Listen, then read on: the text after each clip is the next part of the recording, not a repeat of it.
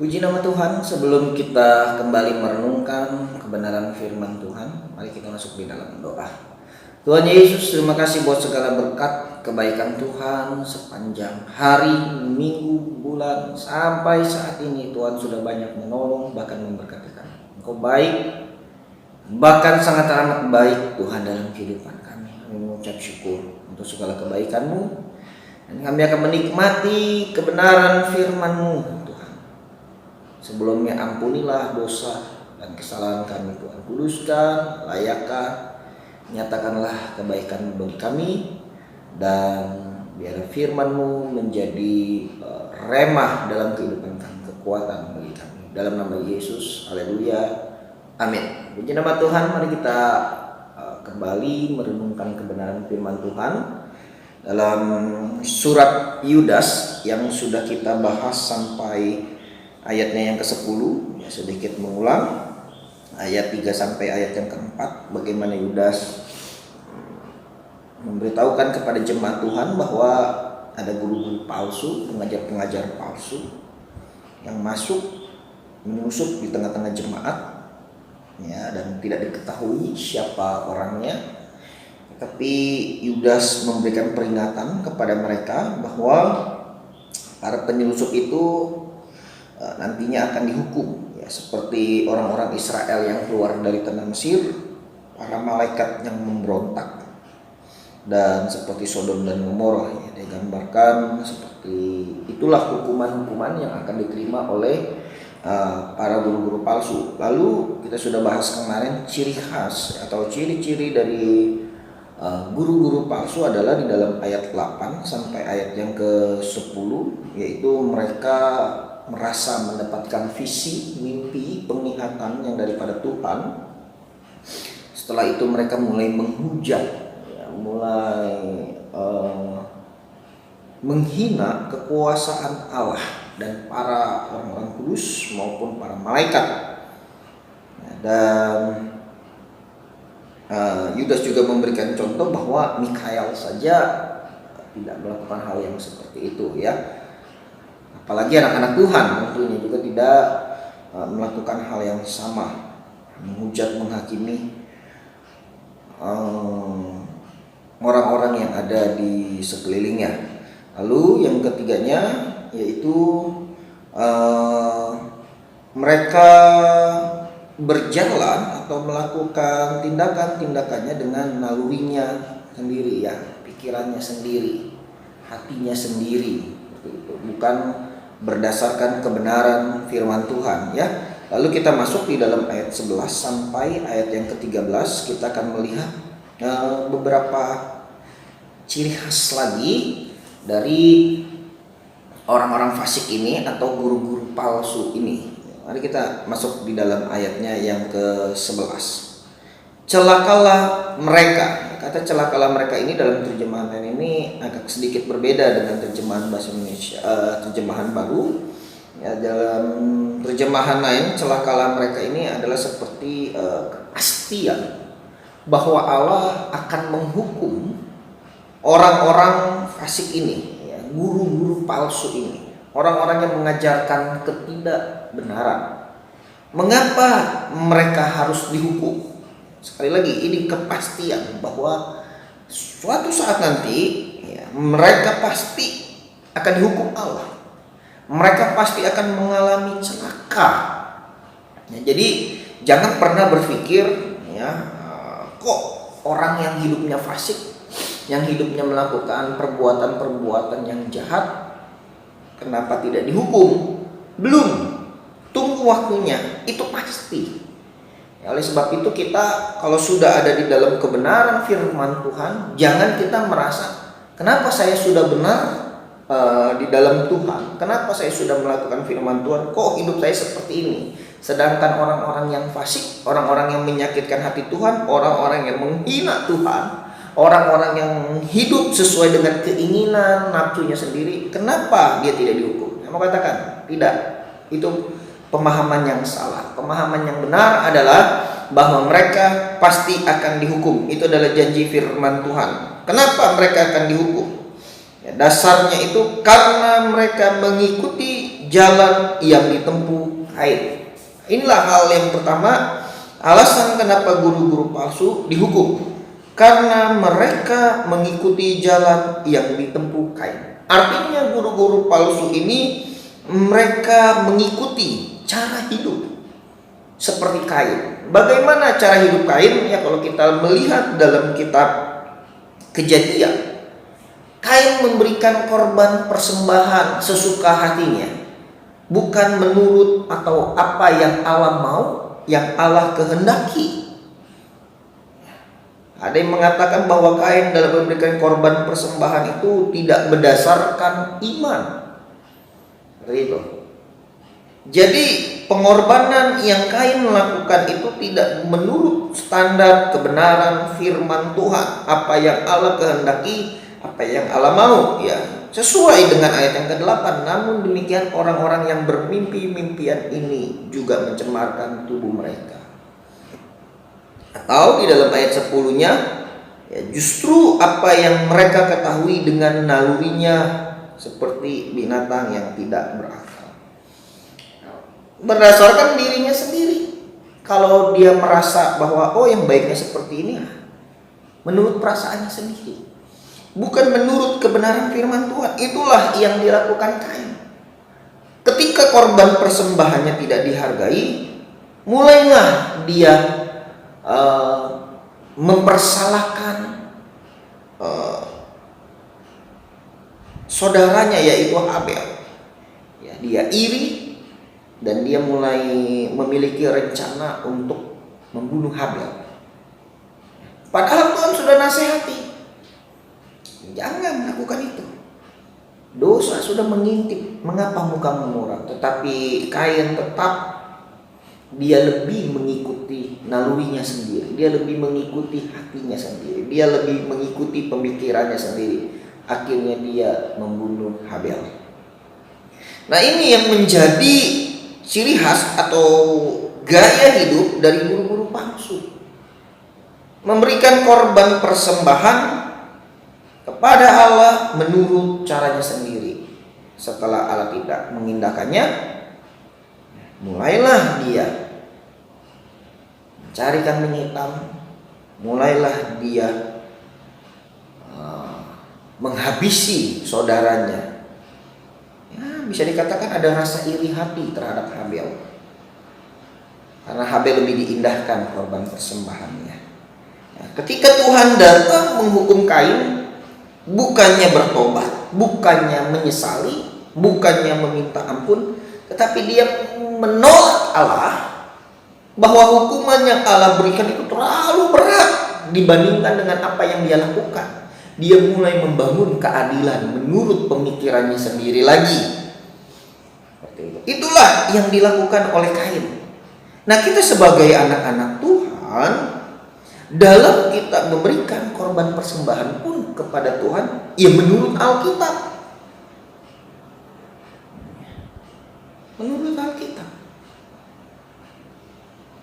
Saudara, banyak sekali pemahaman-pemahaman yang salah bahwa memberi yang terbaik untuk Tuhan itu ya harus dengan, kalau untuk saat ini ya, korban persembahan yang besar. Ya, saudara, saya mau katakan memberikan korban persembahan secara materi itu tidak salah. Ya, tetapi saya lebih senang kalau kita lebih fokusnya di dalam Roma 12 ayat yang pertama. Karena itu saudara-saudara, demi kemurahan Allah, aku menasihatkan kamu supaya kamu mempersembahkan. Nah, ini dia, mempersembahkan. Perhatikan baik-baik.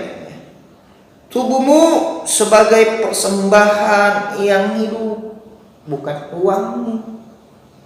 Tubuh yang kudus, yang berkenan kepada Allah, itulah ibadahmu yang sejati. Janganlah kamu menjadi serupa dengan dunia ini, tetapi berubahlah oleh pembaruan budimu, sehingga kamu dapat membedakan manakah kehendak Allah, apa yang baik, yang berkenan kepada Allah, dan yang sempurna. Bapak Ibu Saudara, saya tidak mempersalahkan ketika Bapak Ibu Saudara memberikan korban persembahan secara materi dengan baik, berkorban, menyumbang. Tetapi yang lebih utama dan pertama adalah ketika Bapak Ibu Saudara memberikan korban persembahan hidup saudara yang kudus, yang berkenan, yang memuliakan Tuhan, saudara beri banyak sekalipun, kalau itu tidak berkenan kepada Tuhan, nanti jatuhnya seperti Kain, tidak diindahkan. Saat tidak diindahkan, jangan iri hati. Kenapa dia korbannya lebih diterima daripada korban saya? Karena dia sesuai dengan apa yang Tuhan kehendaki dan apa yang Tuhan mau. Dan korban yang paling sesuai, yang dengan dasar firman Tuhan, adalah mempersembahkan tubuh kita, kehidupan kita, cara hidup kita. Jangan kita mengikuti langkah hidup Kain. Jangan. Ya, saya dengar ini lagi heboh, katanya permasalahan terbesar adalah jemaat mulai memberikan korban persembahannya menurun.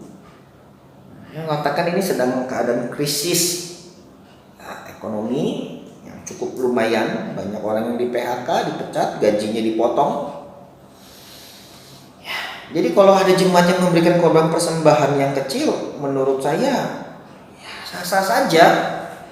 Sah-sah saja. Bahkan ada jemaat kemarin itu yang ingin memberikan persepuluhan kepada kami. Ini katakan kepada jemaat itu, pakai saja dulu, ini keadaan ekonomi sedang sulit. Pakai dulu. Ya, bukan kami menolak persepuluhan. Ya. Kami masih pegang itu. Tapi kami lebih mengutamakan bagaimana jemaat itu mempersembahkan hidupnya, tubuhnya yang kudus, yang berkenan. Apalah artinya dia memberikan korban persepuluhan, persembahan, tapi kalau dia masih menyakitkan hati Tuhan, nggak ada gunanya. Tetapi ketika dia memberikan korban persembahan yang baik, yang berkenan kepada Tuhan, cara hidup yang menyenangkan hati Tuhan, itulah yang menjadi tanggung jawab bagi kami sebagai hamba-hamba Tuhan. Nah, jadi permasalahan gereja buat saya itu bukannya karena korban persembahan jemaat menurun, tetapi ketika moral jemaat menurun, itulah yang menjadi permasalahan bagi kami. Ya, saya katakan sama istri, kita melayani sudah berapa banyak orang yang melakukan firman Tuhan, menyenangkan hati Tuhan. Ya, kita dapat melihatnya itu ya dari karakter kehidupan, buahnya sehari-hari. Ketika dia menghasilkan buah yang baik, itulah yang menjadi keberhasilan kami. Ketika dia tidak ada perubahan hidupnya seperti itu terus, menyakitkan hati Tuhan, saya katakan itulah kegagalan gereja buat saya. Dan ini menjadi peringatan bagi jemaat. Jangan sampai kita hidup mengikuti jalan yang ditempuh oleh Kain. Ini yang pertama, ciri khas daripada guru-guru palsu. Lalu yang kedua, dan karena mereka, siapa mereka guru-guru palsu? Oleh sebab upah menceburkan diri ke dalam kesesatan Bileam. Siapa itu Bileam? Bileam itu adalah nabi Tuhan. Tugasnya apa? Tugasnya adalah kepanjangan bibir Allah, kepanjangan tangan Tuhan. Apa yang Tuhan kehendaki itulah yang dia sampaikan kepada orang Israel. Tetapi demi uang, demi upah, dia tidak lakukan itu. Dia lebih mengikuti orang-orang yang memberi dia upah. Artinya apa? Artinya ini adalah anak Tuhan, pelayan Tuhan, yang memuaskan keinginannya pribadi, yang memuaskan dirinya sendiri. Jadi melayani itu karena upah. Ladang Tuhan itu dijadikan tempat keuntungan bagi dirinya sendiri. Untuk jadi hamba Tuhan tidak mudah. Kalau keinginan duniawi kita masih terlalu tinggi, itu perlu dipertimbangkan lagi. Karena kalau masih terlalu tinggi, khawatirnya pelayanan kita nanti jadi pelayanan mengarah kepada hal-hal yang duniawi. Nanti kita secara sadar tidak sadar bisa seperti Bileam. Demi uang tidak seberapa, firman Tuhan bisa dipelintir. Jemaat Tuhan nantinya akan dirugikan. Bukannya berarti hamba Tuhan itu sudah tidak ada keinginan duniawi. Masih. Kami pun juga sama, masih ada. Karena kami butuh makan, minum, tempat tinggal, ya. Untuk pendidikan anak yang terbaik juga. Tapi itu harus ditekan. Jangan sampai terlalu yang berlebihan. Seperti itu. Karena kalau sudah terlalu berlebihan, khawatirnya firman Tuhan akan dipakai hanya untuk kepentingan pribadi. Untuk kemewahan pribadi. Untuk gaya hidup, bukan untuk kebutuhan hidup lagi. Seperti itu ya. Jangan sampai menceburkan diri ke dalam kesesatan Bileam. Artinya kita tenggelam, menceburkan kita masuk ke dalam air.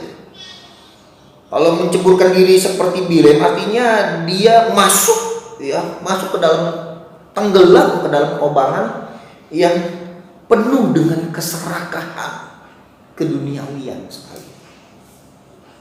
Fokusnya uang. Kita sudah bahas di dalam 1 Timotius 6 ayat 10 itu. Akar segala kejahatan ialah cinta uang.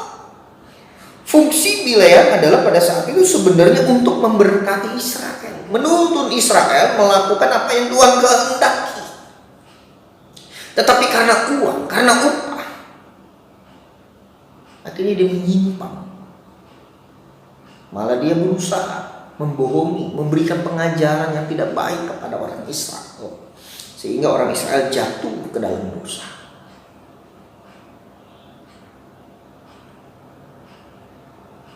Inilah yang terjadi ya, pada guru-guru palsu.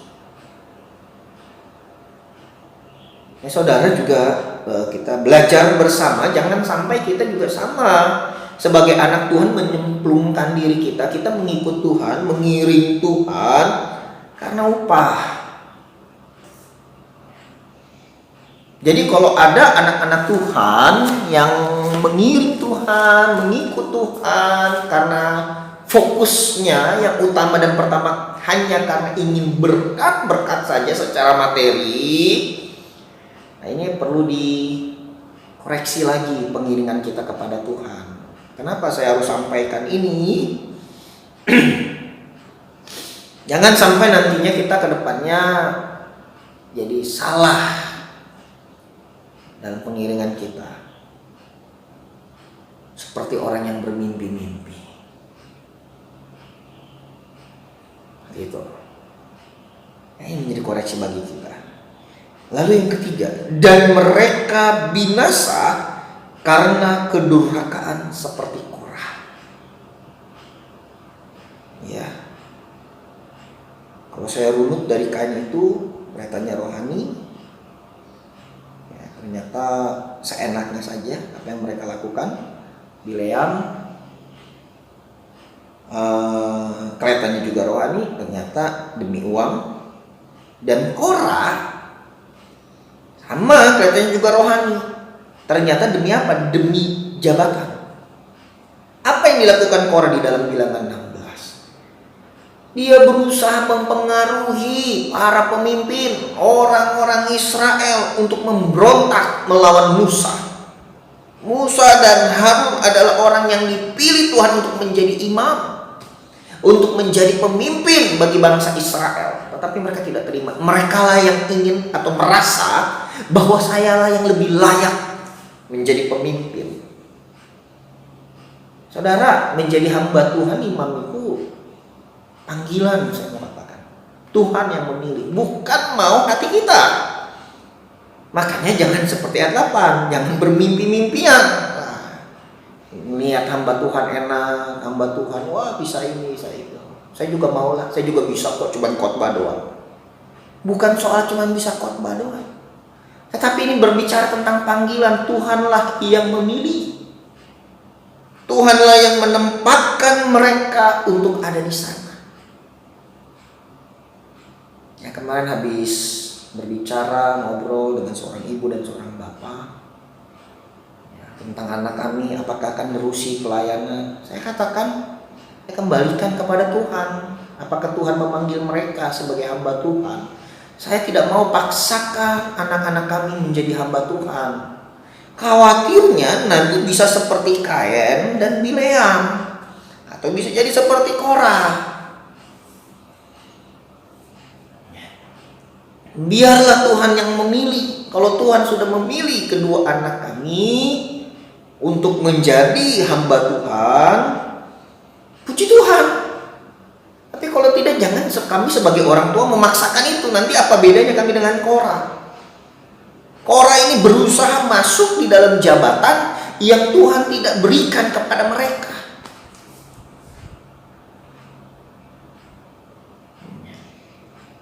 Mereka mengambil jabatan-jabatan yang bukan pada tempatnya. Jadi sebagai jemaat Tuhan, pelayan Tuhan, jangan suka iri dengan jabatan-jabatan yang mungkin dimiliki oleh orang lain.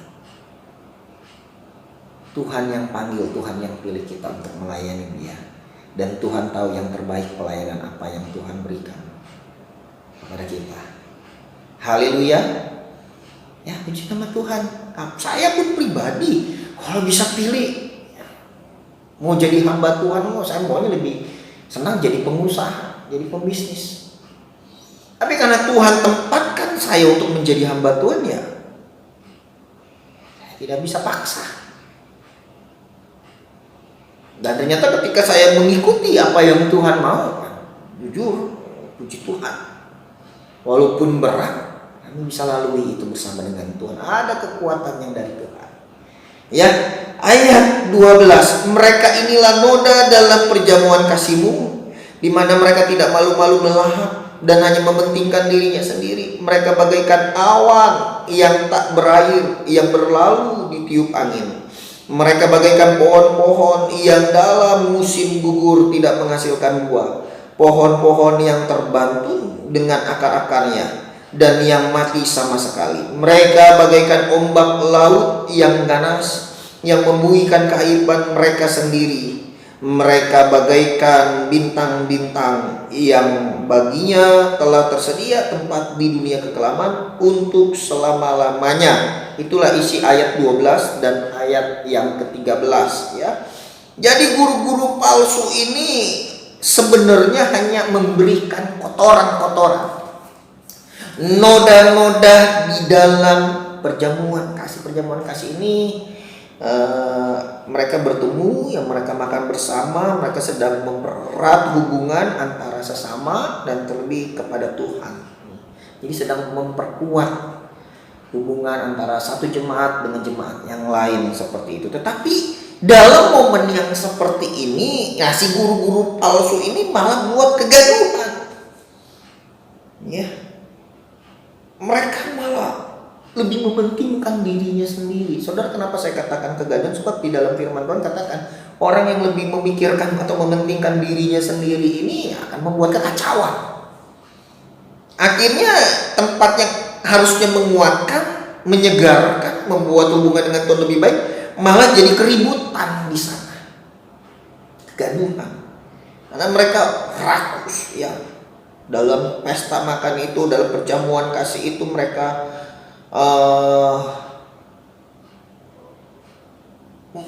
lebih makan itu lebih mementingkan diri sendiri tanpa memikirkan orang lain, seperti itu ya.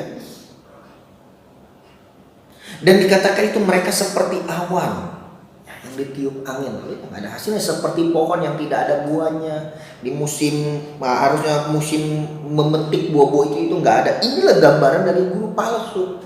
Kelihatannya berbobot, kelihatannya berisi, kelihatannya ada pengharapan di dalam orang itu, tetapi sebenarnya kosong.